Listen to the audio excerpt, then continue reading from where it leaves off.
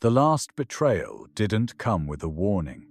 You felt it in the silence before the door closed, in the hesitation in their eyes when you spoke. That pause longer than any apology revealed the truth. Respect is never given.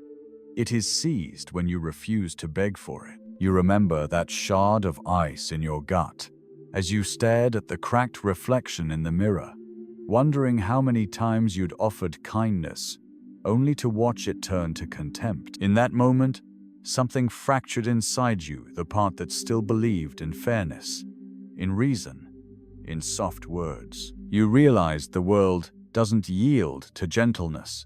It bows to force, to a stillness so profound it unsettles those who seek to move you. You traced the lines on your palm, searching for the pattern that led you here, too trusting, too eager to explain, too quick to smooth the edges of every conflict. They called you reasonable, diplomatic, amicable, labels worn like chains. But beneath that calm, your heart froze. You felt the dormant weight of all the times you swallowed your own fire to maintain a fragile peace. A truth took shape. Power is never polite. It arrives in absence, in the quiet when you choose not to defend yourself. It lands like a verdict in the bones of the room. And suddenly, they wonder if they misread you all along. Imagine the moment you stop reacting. They wait for the familiar tremor in your voice, the desperate justification you've offered 1,000 times. Instead, there is only the flicker of something unreadable, an absence of fear, the hollow echo of your own dominance. It is here that respect is born, not in warmth, but in the gravity of your indifference. You don't need another success story. You need the brutality of self-exposure, the realization that every apology you accepted was another brick in the walls that cage you. If you've spent your life collecting shards of approval, this is your reckoning. Step back into your own silence. Listen to the hollowed rush of disbelief in their eyes. If you're ready to dissolve the need for their permission, join me, subscribe below, and claim what you've been denying yourself. You've learned to hide your intent behind a veneer of courtesy. You smiled when they cut you off, nodded when they dismissed your worth, because you believed civility would shield you. But civility is a leash. Every polite restraint you offered became their invitation to push harder, to edge you closer to the precipice of indignity. In that cold moment, you felt the thrum of anger you'd buried, the raw pulse that reminded you. Power waits beneath the calmest surface. They think weakness is softness, so you let your silence stretch until it became unbearable. In the lull, they filled the void with their own tension, scanning your face for the tremor they'd come to expect. When none appeared, the first crack showed in their composure. Their eyes darted, seeking the leverage you'd surrendered years ago. You sat still, your voice untouched, and watched their confidence fracture. You remember the last time someone tried to shame you. They used familiarity as a weapon, names, memories, vulnerabilities you never offered. You felt the old itch to defend yourself, to explain the reason you hid your scars. But the moment you didn't speak, you reclaimed a fragment of your power. They backed away from your stillness, uncertain if the absence of reaction was the calm before a storm. In boardrooms, in bars, in back alleys, you felt the hunger for respect crackling in the air. It's a hunger they feed on your submission. You realize now that respect isn't threaded through kindness, but carved from the chisel of your indifference. When you refuse to placate, you break their rhythm. You rearrange the dance, and suddenly they're off balance, vulnerable to the direction only you can give. There's a moment in every confrontation where they expect you to give ground. They lean in, as if your retreat is inevitable. But what happens when you don't retreat?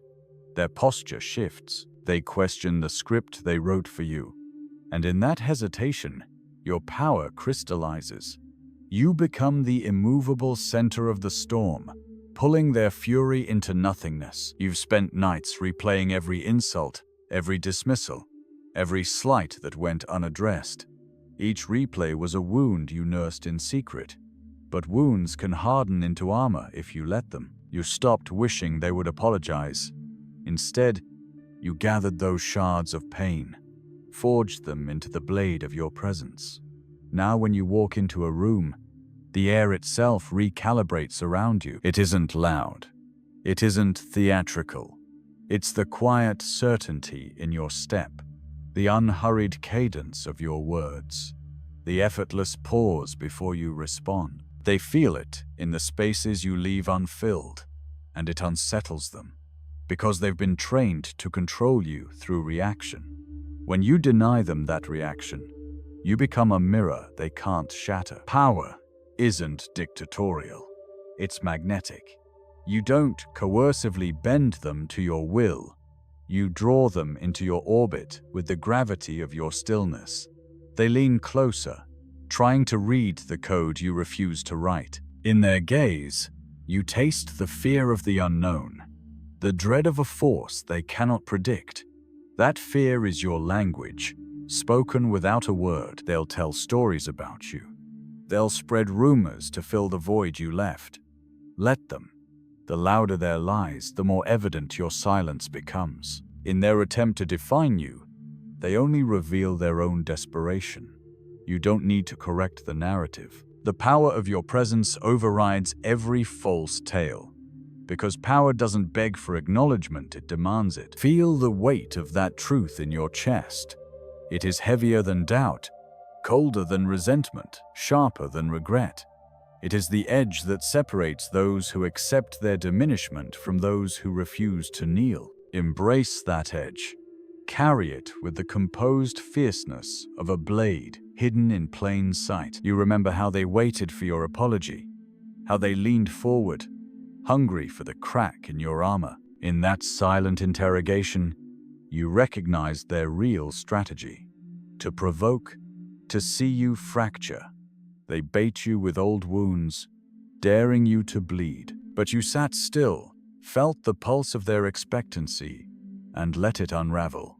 In that unraveling, your dominance took shape not in the words you spoke, but in the absence of the apology they craved. Their tactic is always the same: undermine your value by reminding you of your mistakes, whispering the statistics of your failures. You name those failures in your mind, every misstep catalogued, every regret filed under proof of your unworthiness. But the moment you stop owning their version of your history, you reclaim the narrative. History becomes a mirror reflecting only what you allow, and what you allow is the raw, unfiltered force of your presence. Last week, you watched them circle you in conversation, offering soft invitations to self-deprecation, expecting you to comply.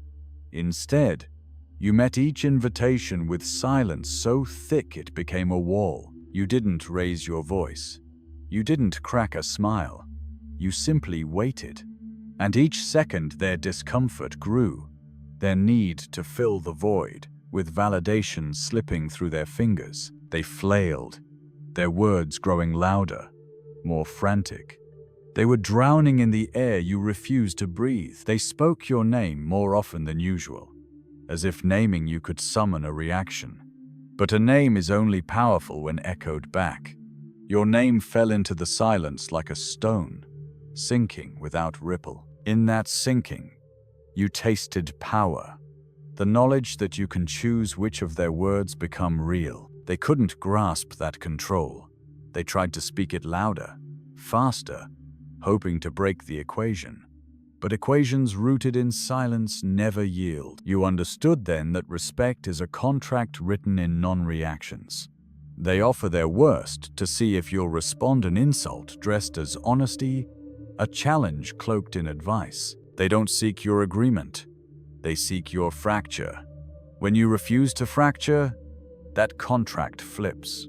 They become indebted to your stillness. Their minds scramble to interpret your refusal to play into their game. In that space, decisions are made without your approval. Opportunities you didn't ask for spring into your path because they miscalculated the depth of your indifference. They assume you'll retreat to safety, to the predictable patterns they mastered long ago. But safety lies in unpredictability. When you remove the script, when you remove their expectations, you unchain yourself from their motions.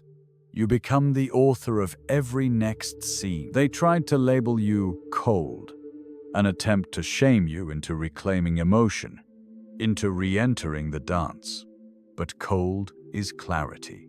Cold is the distilled essence of your resolve. They see coldness as absence of feeling, when in truth, it is the absence of their control.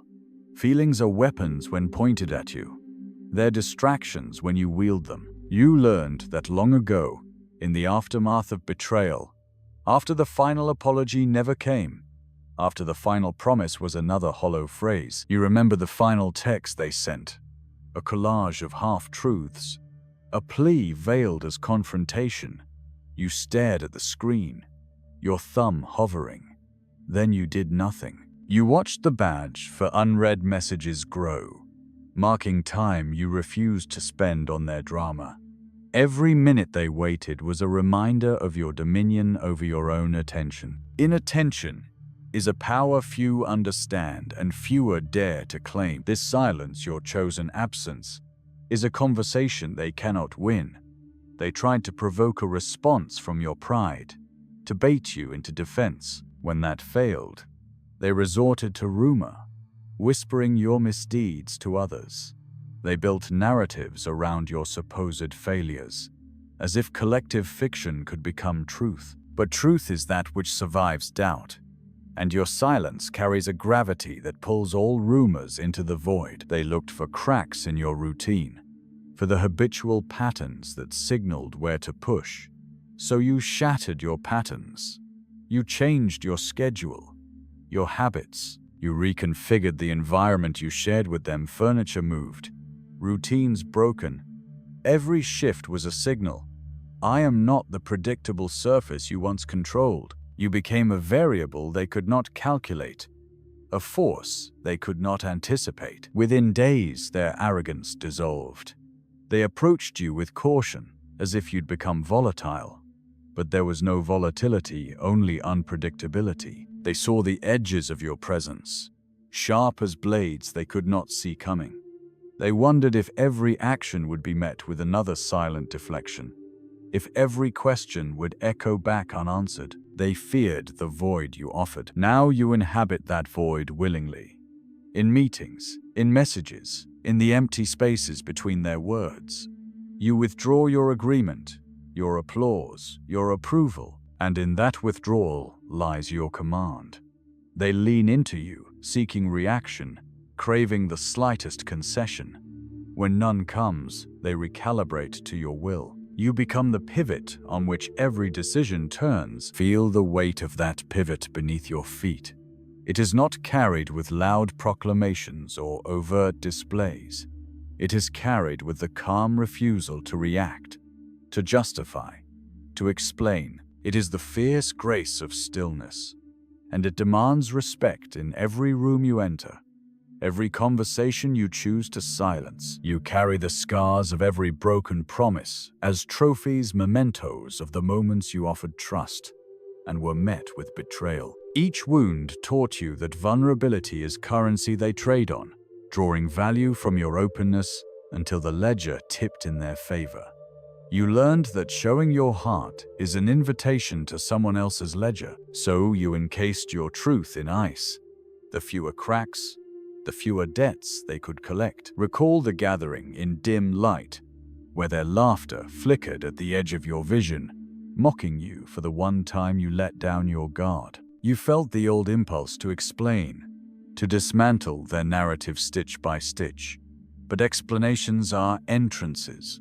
They lead back into the cycle, handing them the blueprint for your undoing. Instead, you shifted your posture, the tilt of your head so slight that they misread it as curiosity. That misreading was your weapon. They moved forward, transcript in hand, reciting every misstep they catalogued. They expected you to bristle, to flinch, to rejoin the conversation on their terms. But your features remained neutral. The pause before you spoke so weighty, it became another kind of silence. In that pregnant moment, you claimed the atmosphere. They felt it, an unnameable force pressing against their certainty. You saw the change in their eyes, the smugness drained, replaced by a flash of uncertainty. They tested the terrain, probing for a reaction. Nothing came, and in the absence of your defense, they were forced to confront the hollowness of their own words. Their accusations lost shape, words tumbling from their mouth without cohesion, because they had depended on your response to give them meaning. Consider the psychology behind that silence. A void compels the mind to fill it. They searched for cracks in your mask, but found only an unyielding surface. Every failed attempt at provocation deepened their disorientation. You became a labyrinth with no entrance, an enigma that defied the patterns they'd memorized. And in that defiance, your authority was undeniable. This is not about intimidation. It is about recalibration. You remove yourself from their model of the world, and they must build a new one in which you are the axis. Their discomfort is the proof of your dominance. If they were comfortable, you would be background noise. They hate background noise. They need a focal point to orient around, and you provide the gravity they can't avert their eyes from. They've tried other tactics: charm, coercion, crisis, each aimed to fracture your stillness. You've felt the warmth of their smile morph into the sting of manipulation when you didn't react. You've seen pity weaponized to trap your guilt. You faced manufactured emergencies crafted to force your hand. In every case, you resisted the pull. You watched their schemes collapse into the same pattern. They needed you to respond to validate their strategy. When they sensed their arsenal empty, they escalated. They questioned your loyalty, your past deeds, your identity. They played the long game of erosion, waiting for fatigue to set in. But exhaustion is ineffective against the silent operator. In your silence, you harvest their momentum, redirecting it back upon them. Their own words become the rope they fall with, unable to tug you into the fray they designed. In that crucible, you discovered the potency of neutrality. Neutrality is not absence of choice. It is the highest form of choice because it dictates the terms of engagement. You choose not to be drawn. You choose not to be known. You choose to remain the question they cannot answer. That choice fractures their equilibrium. You carry this neutrality with ritual precision. You practice it in mundane conversations, allowing their opinions to hover unchallenged, their judgments to bounce off your aura. You calibrate the stillness until you can maintain it in the most volatile storms. You let their anger, their urgency, their pleading swirl around you like a gale against a mountain, and the mountain does not sway. Remember the night the flame of their frustration flared so bright that the room seemed lit from within. You felt its heat, the rush of their desperation as their words turned to embers, crackling without substance, yet you remained unburned. You leaned back, letting the silence do the burning for you. They recoiled, a herd cat startled by the phantom hiss of your presence. Now, every debate becomes a portrait of your composure. They present their arguments with rising fervor, believing volume and passion will coerce your assent. But passion is noise. Composure is signal. They cannot override a signal that carries infinite repetition. They must listen, must recalibrate, must eventually submit to the frequency of your neutrality. This is the dark psychology of command, not through grand gestures, but through the calibrated absence of gesture. You make them doubt their own convictions, strip them of certainty, until they reach for you not for permission, but for direction. And you remain silent, because silence is the direction. You've observed them pivot whenever you withdrew your approval, an instinct born from years of unchallenged petition. They've learned to weaponize every concession you offered, wielding your gratitude as evidence of your inferiority. Now, when you withhold that concession, you become a ghost in their machine, haunting every calculation they make. They can't calibrate to your absence, and it unravels their certainty. In the dim glow of late nights, you've watched their strategies unfold. The rehearsed compliments aimed at loosening your guard. The subtle flattery designed to divert your attention from their true intent. They believed that sweetness would seduce your defenses, that courtesy would collapse the barriers you built. But sweetness is a double-edged blade. It cuts both ways. When you abstain from acceptance, their sweetness becomes hollow, echoing unanswered in the silence you offer. That echo reverberates until they can't bear its emptiness. They tried intellectual bravado next, deploying arguments like parries in a sword fight. Statistics and logic flooded the room, intentions masked behind rational discourse. They assumed reason would seduce your adherence, but reason is irrelevant when the conversation is unspoken. You turned your gaze inward, tracing the curves of your own breathing, letting the logical onslaught wash over you until it dissolved in your still point. They grew frustrated, their logic collapsing under the weight of your unyielding calm. You learned that true command isn't secured through force, but through the gravity of your neutrality. When you allow every assault, verbal, emotional, intellectual, to pass through you without imprint, you become the elemental center around which their chaos orbit. They hurl stones at your fortress, only to find the walls aren't there. They shout into the void, and the void answers with a weight that smothers their rage. In the aftermath of every failed provocation, they retreat to whispers. They speak of you in corridors, wondering aloud if you're impenetrable or if you simply don't care. Their questions buzz around you, a swarm searching for a weakness. But you remain still, unmoved by speculation. Their uncertainty becomes contagious, infecting their alliances, dissolving their confidence in each other. They know you exist beyond their reach, and that knowledge fractures their unity. There was a night you tested this power, deliberately. A friend, one you once trusted, reached across the table with a mask of camaraderie, then veered into accusation, dredging up an old indiscretion you thought long buried. You saw the calculated shift in his posture, the silent command in his eyes. Illicit shame.